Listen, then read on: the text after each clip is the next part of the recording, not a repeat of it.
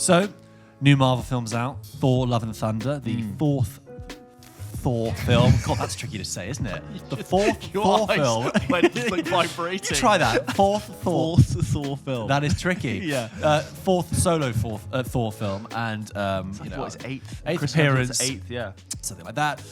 Taika Waititi's second Thor film after Ragnarok, which he kind of came in. He kind of like a brand refresh halfway through. So of the four Thor films, you've kind of got the two serious ones, these kind of two funny ones. This is much more of a spiritual successor to Ragnarok than it is to Thor's 1 and 2. Yeah, exactly. So Thor: Love and Thunder, basic gist is Thor now, post-Endgame, it has had this great success in defeating Thanos, but is still a little bit lost. He's kind of at peace, but also kind of empty. He's with the Guardians of the Galaxy, but everything's very easy to him. He doesn't really... Got back into shape. He's got back into shape. He could help fight the battles. He sometimes does, but it's all very easy to him. It's all kind of meaningless.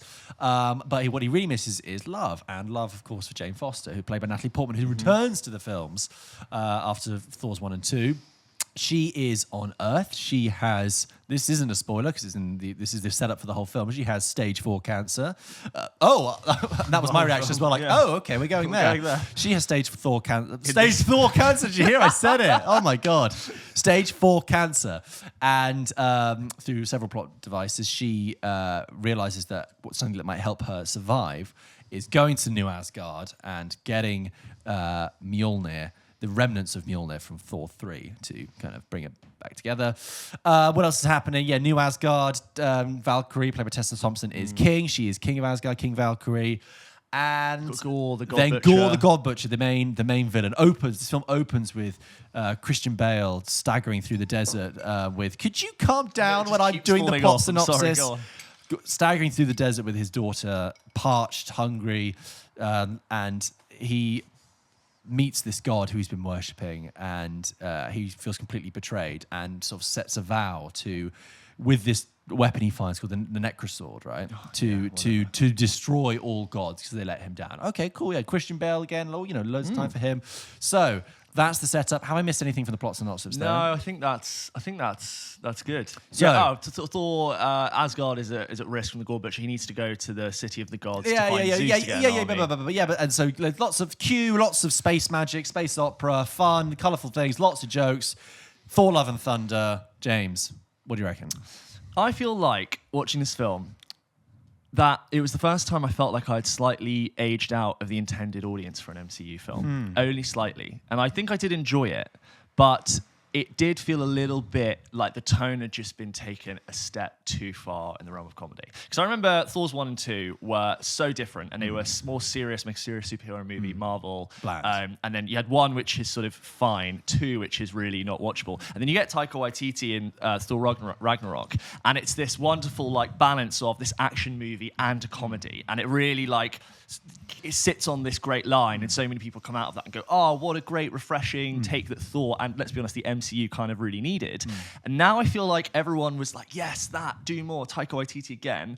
I do think we've now got a comedy film that has a little bit of action scenes, and I think the fact that it's turned its tone up so far, I think in this film did a slight disservice to the characters and the overall tone of the MCU. I didn't hate it, but the level of satire and parody is almost like, those scary movie films, where for the first... It's almost a spoof. It's almost a spoof. And I think Thor is a little bit too much of a buffoon. Yeah. And I think for the first hour and a half, it's set up, punchline. Yeah. Set up, punchline. And then when you get to the end, there wasn't really that much for me to cling on to, for me to care about what happened.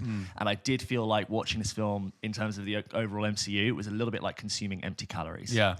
I just didn't really have much to take from it. I did not enjoy myself. I did laugh a few times, but a lot of times I didn't. But I think if you gave me 100 darts to throw at a dartboard at once, I might hit bullseye a couple of times, because you try every single 5 minutes it was go with the jokes. Didn't dislike it. I think they just need to turn the knob down ever so slightly on the Taika Waititi knob. Interesting phrase. Just let that hang there for a bit. The dial. Thank you, the James. The Waititi dial. Our Englishisms don't quite translate. No. What did you think? I kind of agree. I like Chris Hemsworth as funny Thor, right? It's much more interesting than bland Thor. When he's doing funny Thor, I always very much. He's clearly got great comic talent. He really does. He's wonderful. And look, I agree. The Taika Waititi jokes, there are a lot of them, and A lot of them don't land. Some of them are fine. I would say there is a handful of quite good jokes in there, actually. I quite like. There is a extended joke about Mjolnir and Stormbreaker and his relationship with them that I found really, really funny. I think that the comedy for me, actually, was less intrusive than Ragnarok, but I think that is actually because there's less of a plot for it to intrude on. Yeah. So in Ragnarok, I found that Thor was on this very serious quest, and when there was dramatic moments, the comedy still kept creeping in. I wanted to say, okay, enough now. I want to just have like the actual drama of the situation, which is what I've been finding with a lot of Taika Waititi films in like Hunt for the Wilder People and Jojo Rabbit. Taika Waititi knows how to be funny, but he just doesn't know when not to be funny, like when to not tell a joke. And actually with this, I found there being less and less times, and I thought, could you just shut up with the jokes a second? But I realise now that that's probably because there wasn't actually that much of a dramatic situation for the jokes to intrude on in the first place. Yeah. I think that it's a bit... I know what you mean about empty calories. It feels a bit like a victory lap.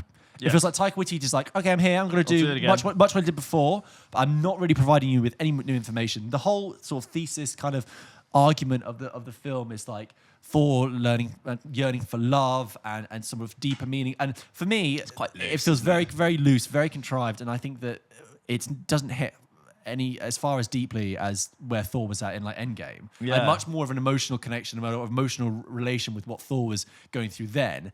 This, it kind of feels like, And, I was having a passably enjoyable time, but halfway through, I just thought, you don't really know where you're going, do you? No. Both for this film and kind of for the MCU. I was like, you don't really know. You go, you're having fun. In a way, you need to keep this train moving because the second you stop, it was in a scene where actually like things kind of slow down. And if you slow down too much, you're like, this is cool, Taika, but what are we actually doing here? And he's like, I don't know either. I'm just trying to make it as fun for you as possible. I was told to do a sequel. I'm just going to give you my thing. So it feels a little bit transactional. Like, okay, press the Taika Waititi button. I get some of that. And you do some of this. And Chris Hemsworth is going to turn up and do that.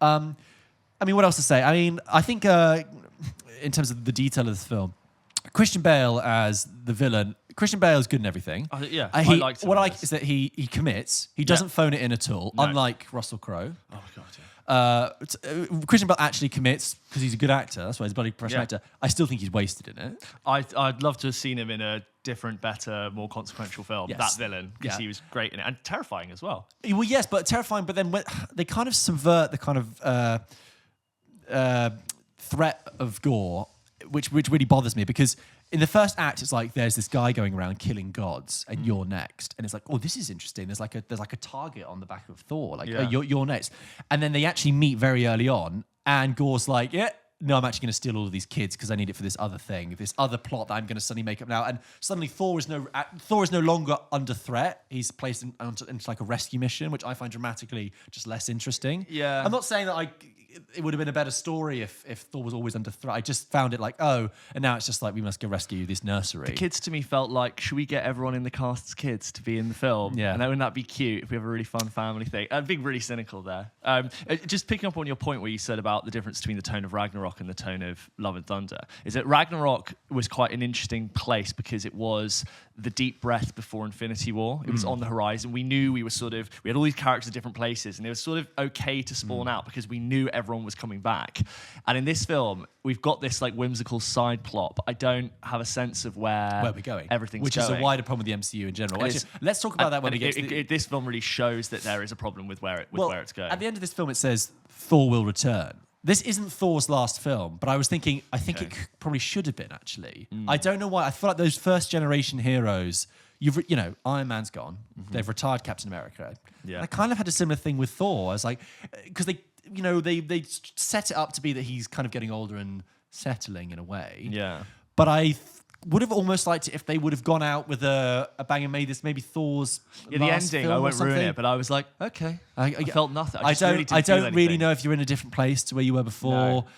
You have this extra thing now, but I think just what else is there? I think Tessa Thompson is wasted, and I think Valkyrie has done a disservice. I think Valkyrie is nowhere near as interesting a character as she was in Ragnarok, or even Endgame. Like I just love the way she's written. She's just not.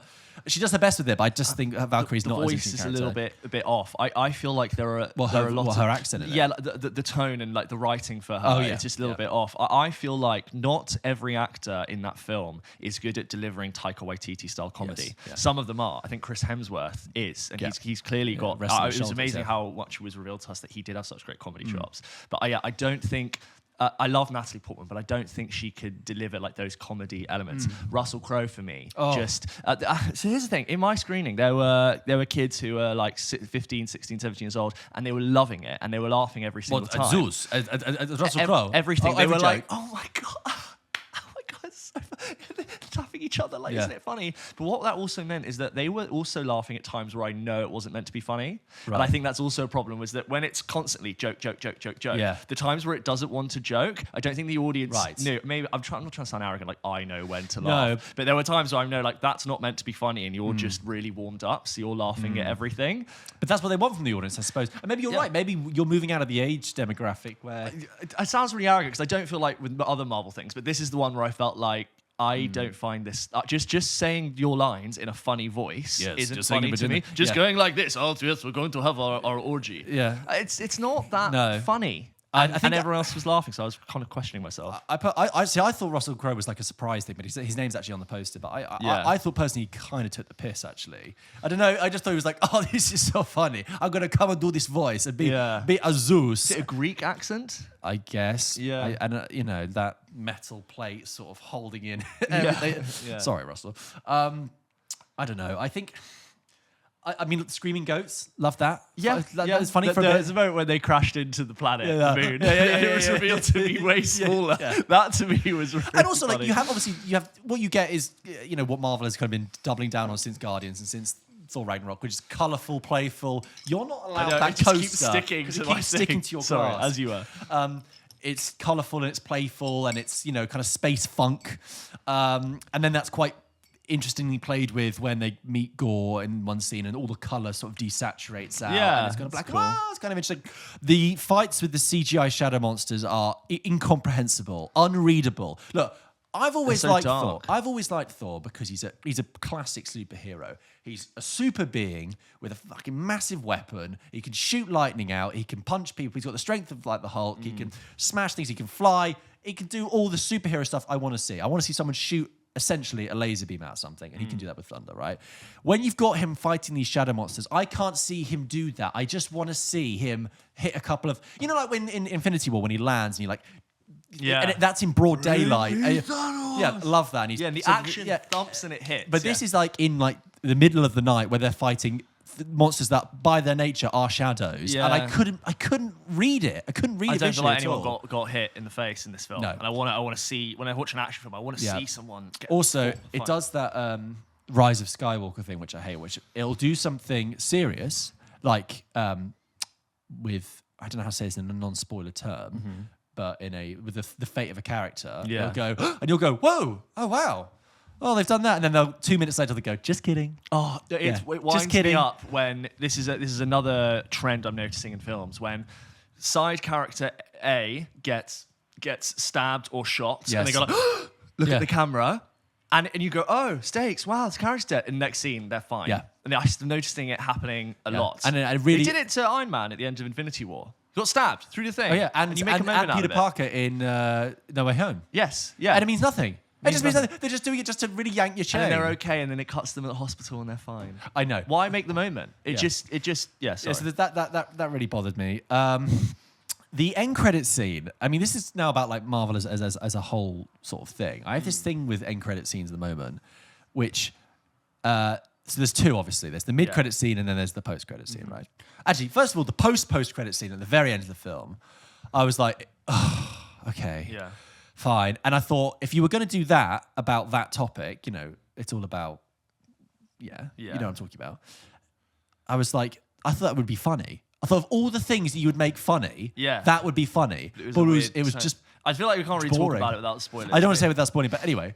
Then the mid credit scene, it's yet again, I found the same thing with Eternals and with Doctor Strange in the Multiverse of Madness, where the mid credit scene is something, something, something, and here is another idea. It's just, they're introducing another idea. So that is not connected to the other ones. Do you remember, but pre-Endgame, Marvel was held together by whatever the film was about, the end credit scene, that little nugget was a little tease of the wider narrative that was happening. And that was what kept you hooked. You could trace the dots yourself as to where it would go. Yes, I don't know where but these go. it made you feel like you were watching something that was part of a bigger story, which it was. And also, I think that was important in kind of making the film seem less disposable and less, you had that's why they changed the superhero landscape, because previously superhero films seemed so disposable. It's like, no, this is all part of a wider thing. This is all part of, as people have said, the most expensive TV show ever made, right? Got that.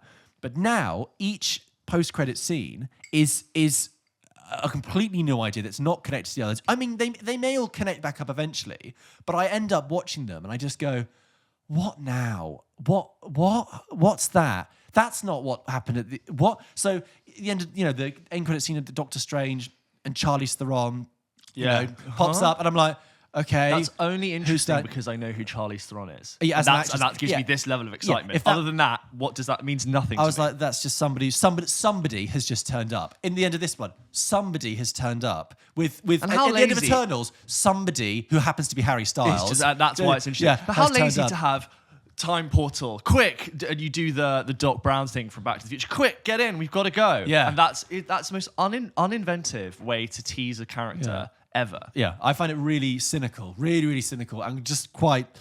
It does the opposite. It doesn't make me want to go, oh, I want to see where this is going. It makes me think, you don't know where this is going. You don't know where this is going. You're just putting stuff out there, hoping that we kind of engage with some of it, that you go, oh, okay, they liked this one and they like this one. And actually, you're right. That is the running theme with all these end credit scenes. It's introduce wildly new character played by recognizable talent. Yeah. There you go.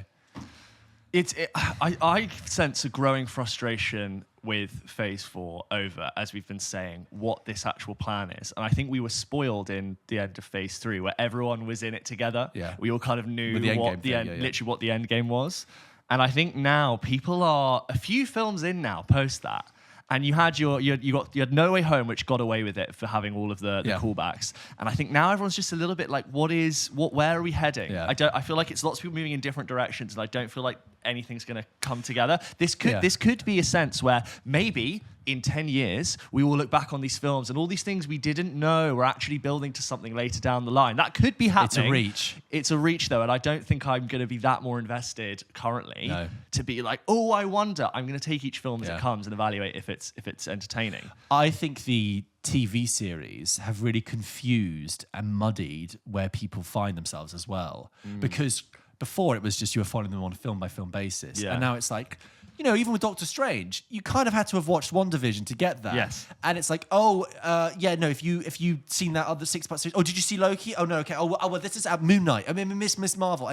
And the sort of straightforward chronology of it has been really muddied by a different format that they've introduced. Yeah. And I think that confuses people, and I think it's a shame. Even though I had seen WandaVision, I felt like Scarlet Witch's motivations in Doctor Strange were completely off for that character. So George has now seen Doctor Strange. I reviewed it a few weeks ago. You can go check out that review. But you've now seen Doctor Strange I've in the Multiverse of seen Doctor Madness. Strange in the Multiverse of Madness. What did you think, by the way? On the whole, I actually think I enjoyed it a bit more than you did. Yeah. I think on the most part, I thought it was perfectly fine and serviceable. A bit like what we're saying with Love and Thunder, which is like, I think that's what we're saying with Love and Thunder is like fine, serviceable, but sorry, just to round up on Love and Thunder, if a Marvel fan asked me, what did you see it? What did you think? I'd be like, if you have free time, go see it, but by all means, don't rush. Do you not go la la la? Don't want to hear spoilers. I'd be like, it's expendable. If you've got a free night, by all means. Yeah, that's if a Marvel fan asks me. It's quite inconsequential. Yes, but sorry. Anyway, so Doctor Strange Multiverse of Madness, I think I enjoyed it more than you. I really liked the Sam Raimi touches. I know some people would have expected more, but I really liked this Marvel film prepared to be ghoulishness. Oh, this will be a spoiler chat, by the way. I will be spoilers for Doctor Strange too. I liked the fact that this is a film that has a reanimated corpse of Doctor Strange. I hated that. Wait. Yeah. I like the fact that it had the Beast and the Damned. I like the fact it's a film where a man blows his own head open from inside. I like it it's a film where they bring in Captain Carter, Penny Carter as the British version, and she gets cut in half by a shield. I like the fact that there are these kind of bloody. It gets its hands dirty, which is great because in other films we're talking about, which is so disposable, where no one dies, it's all very sanitized. I was like, you just met that character. Sorry. No, I know. Everyone died, but no one was there in the first place. I'm just talking about like. It's a bit like when we talked about Obi-Wan Kenobi, the show, and I said, there's not really moments in that. The one moment is when Darth Vader snaps that guy's neck, right? Yeah. But other than that, it's not very... Sure. But this, I was like, oh, this is... it's happy to dip its hands in the bucket of fake blood and have a bit of a play. Yeah. Okay? And is, stabbing the eye of the giant monster and all that kind of stuff. It was distinctively different. Right. Yeah. That is what made it passable for me. I agree with you. The Scarlet Witch thing makes absolutely no sense. They were giving her this wonderful three-dimensional exploration in her show, all about grief. Good. So clever with playing with all these time periods of TV history.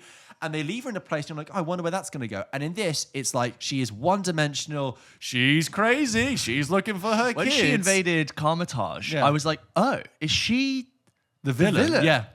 Huh. Yes. I thought she would be buddy friend or maybe on her own story. I was like, that's strange. But I wonder how. And it didn't connect. And I was surprised how soon in the film they revealed her to be the villain. He goes to visit her, and then it turns out to all be an illusion. And then it's like there you go. She's now the villain. I was like, oh, we're not going to build to this. We're not going to get.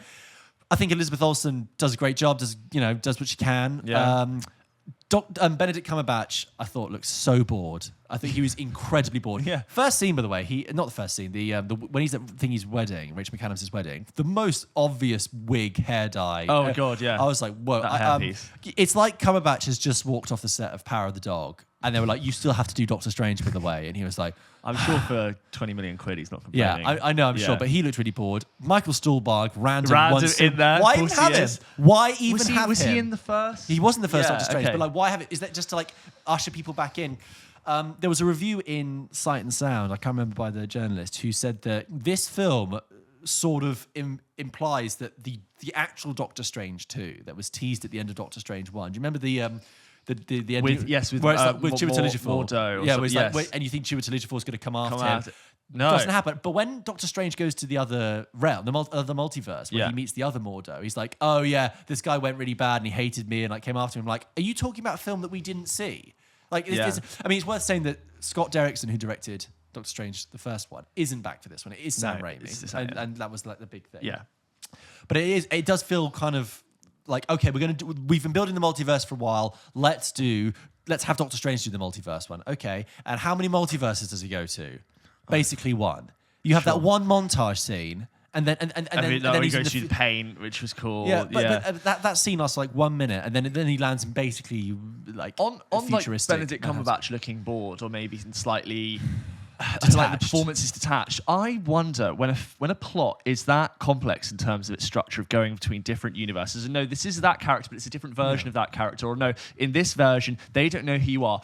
I don't believe that when they turn up for set to film and they're filming it out of order, that an actor can genuinely understand where that character is in that moment in time. Yes. I actually genuinely believe, I know Benedict Cumberbatch is one of the best actors in the world. I genuinely believe he would struggle to be like, okay, so what are my real thoughts on this version of the character? And I think what happens is, because he's a great actor, he does the heroic thing where he talks and we do that, but it doesn't feel like he's really connecting with his environment. Yes, that's and I feel like when an actor can't connect with their environment, or the actual actors in the film don't really know where they are, because I watching it don't know where they am, and I'm watching it in order. And they're filming it out of order, probably doing a couple of reshoots, come back, and all that stuff. And like you've got this scene, like spoilers, where you've got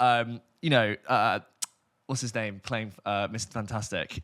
John Krasinski. Which was the most interesting part of it, which I enjoyed. And you've got Professor X there and loads of other great characters. I was almost a bit like I haven't been given enough solid grounding to really enjoy this scene yet. Yeah. I've just been thrown around so much, and there's all these MacGuffins and weird magic which I've just been introduced to. Yeah. I should be really excited. And I could see it coming with the bald head, like Professor X is coming. They play on the theme tune. But also I was like, he went out really well with Logan. Did we need to bring him back? And he said on the Graham Norton show, I will not go back to Professor X. That was Logan was the perfect ending. And then they probably offered him, it's just stupid $1 gazillion. Yeah, I do love the character of Professor X. He's always cool. he's in great. every scene I was he's like, in. couldn't they have got like McAvoy to do it? Yeah, that would have been great. That would have been fine. I would have and then appreciated that. wouldn't have broken some sort of weird thing. I Makes liked, more sense because McAvoy's X just jumps all over. He jumps all over the timeline, doesn't he? Yeah, I liked John Krasinski turning up in it though. I like that because it was like non-committal. It's like he could be Mr. Fantastic in the real one, but he could not be. So Doctor Strange, but I think I slightly enjoyed it more than you. But I also got that thing. Yes, where is the MCU really going with this? And when that Charlize Theron turns up, I thought, here we go again. I don't know what I need a spreadsheet of all the different threads you've set up now. I think Multiverse of Madness and Thor Love and Thunder. I think Multiverse of Madness and Thor: Love and Thunder are similar but very different. One I think has a lot of plot and not much of where Doctor Strange is at. I don't feel like he changed. And then I think Thor: Love and Thunder was no plot, but just a bunch of like comedy. And both films don't seem to know where they're going, but they had a very different approach. They're treading water. They're just treading water. They're just like, we're keeping alive. Yeah. We're doing our thing, but we are not actually swimming in any distinctive direction. Do you think cynically it's like we have this massive audience, we don't actually need to go for a long time? We can make $200 million movies and make $800 million. And they go, let's see how many times we could just do that. We spend 200, make 800 to $1 billion, and just over and over. Yeah, but you reap what you sow. I think they spent 10 years building Endgame and basically crafting a story that really got people invested. And I think now just a sort of, it kind of feels like a game you've completed. Like when you've completed Grand Theft Auto. And now you just have to go around the map and clear up. Just clear up, do the side quests, do the Easter eggs. It's like, no, I would like a new mission, please. Can we have an objective? Some DLC. You could do it. Maybe they need to clean house. Maybe the next film is just like, like 3 superheroes have just been killed. Where's Kang the Conqueror? Who is that? That guy at the end of Loki in the purple. That's contained to Loki, I think. Is it not? No, I think that is just staying in the Loki show for now. Oh, I thought he's like one of the big bad. He's like, I thought he was going to be. But like, I don't know. What's happening with the multiverse? I thought Loki would have been in Doctor Strange. I thought of all the characters to have turned up in Doctor Strange, Loki would have been the one. Jumping He's around. in the multiverse. That's the thing. The characters don't come together enough. And also the multiverse. There's no sort of. I thought there would be some sort of aesthetic overlap between like where he is with the Time Variance Authority. And another thing that annoyed me about Thor: Love and Thunder is the very beginning. I felt like we had 20 minutes of get this out the way, get that out the way. Now let's start the film, because you had to address Thor being with the Guardians at the end of Endgame. Yes. Which I love that idea. Yeah. I thought the next Guardians film would be Guardians and Thor. And Too expensive. Yeah. And I think I remember in Infinity War, oh my God, like Hemsworth and Pratt have a really great comedy bounce between each other. That would be funny. Then they just sort of have a scene, probably 2 days worth of filming. Yeah. And then they go, thanks, but we don't want to pay Chris Pratt $20 million to just be in this film. We'll have him for a scene. And so they get rid of them. Chris Pratt has some loose scene about find the ones you love. Then you got to address the whole like body thing. Yeah. And then Taika Waititi as Korg does the thing which I know you hate, where he starts going, "Here kids, that is the story of Thor." Yeah, and he fell in love, and what he realized is that actually, like, I'm doing South Africa now. But I was like, you had this setup for Thor, and you just went, no, let's abandon it and just do this other Taika Waititi film. What does it mean to have this great epic adventure end with these characters in one place if in the next film you have them and you go, yeah, but we don't want to do that anyway? Yeah.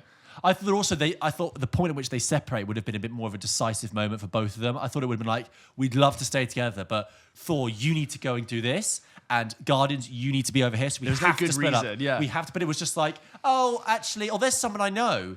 Yeah. Thor was just like, there's Sif on FaceTime. And literally, hi Sif, character from the old Thor films, which are like, the old brand, basically. How you doing? And out of the movie. There you go. Out of the movie. Great. And she gets 4th billing. Jamie Alexander. She gets 4th billing. Wow. Yeah. How strange. I know. But there you go. We've covered quite a lot of Marvel actually in there. Yeah. So, I don't know if we want to do a spoiler for Thor: Love and Thunder. I don't think there's that much I want to say about right now, quickly before we do you end? want to? Okay, let's quickly spoilers for Thor. I know we've done Doctor and now Thor again. Spoilers for Thor: Love and Thunder. If you haven't seen it, please come back. I was just going to say they kill Korg and they kill Valkyrie, but then they don't kill Korg and Valkyrie. Same. Very depressing. The thing at the end where Brett Goldstein plays Hercules is just like, okay, great. They've just got Brett Goldstein because he's hot off Ted Lasso. Yeah, I love Brett Goldstein. Don't get me wrong, but it's just like one of the best stand-up acts I saw in Edinburgh was Brett Goldstein. He's brilliant. Yeah, I love his podcast as well. But don't go listen to it. Stay here. Don't see him stand up either. Yeah. Keep all your attention on us. I actually think that's it for spoilers. I think we're good. I don't know if I have much to say. I think Gore... Did Gore die? Yes. Oh, I would have loved him to come back. That was the same. The post-credit scene where it's like, welcome to Valhalla. I thought, they're going to do something funny here. Valhalla would be like a party. Yeah. And it was just like Idris Elba being like, welcome to this. Basically looks the fucking same as Asgard. It just looked like heaven. It looked like if you asked a kid to draw heaven, that's what heaven looks like. I thought they were going to have a joke where Sif's arm was going to be there with like a flagon of beer. You know where he's like, your arm is in Valhalla. I was like, okay, that's something they'll come back to later. One thing that really made me laugh was when they realised that Jane, the more Jane is as a mighty Thor, her body's not fighting the cancer. So when she's not using the hammer, she's like really sick. And Thor's visiting her in hospital. And he gets so frustrated that he punches the vending machine. Yeah. And then it cuts to him in just bringing in a load of snacks. He's like, some moron made a fridge without a door. Got some snacks for you. That really made me laugh. Okay, I think that's it. That's it. We don't really have those many are our thoughts. spoiler Let us know what you think but about. I would genuinely love to hear what you thought of Thor: Love and Thunder. So please do write in to hello@pulpkitchenpodcast.com, and I'd love to just hear what people are thinking about MCU as a whole, and I'd send in Doctor Strange impressions as well, because I feel like if you care, you would have seen that now. But yeah, thank you. Good stuff.